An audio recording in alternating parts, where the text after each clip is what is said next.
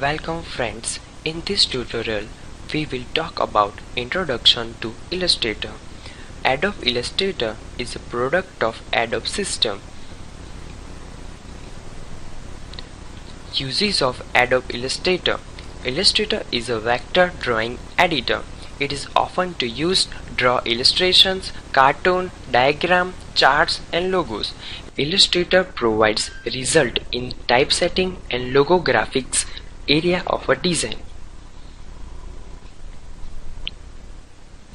If you haven't got your Illustrator, you can download 30 days trial from Adobe download page. Minimum requirement of Adobe Illustrator. We will require Intel Pentium 4 or dual core processor. We will need a Windows XP or Windows 7 operating system. We will need 1 GB RAM and 2 GB hard disk available space. Now, things we can do in Adobe Illustrator. We can design a logo like this. We can draw maps and we can draw Illustrator. Now, we will see how to open Adobe Illustrator. Go to Start menu and select All Program and select Adobe Illustrator.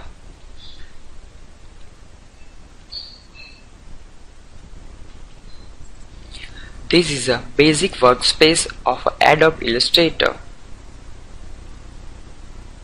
And then we can create a new document. Go to File and click on New. You can see that new document. Set the name and click on OK. Now here we can design whatever we want.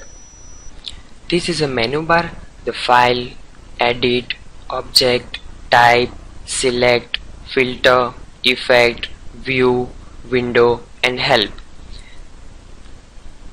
This is a toolbox. This is a control palette. This is a floating palette.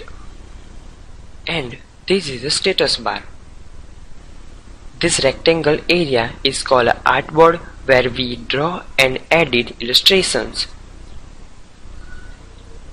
Thank you.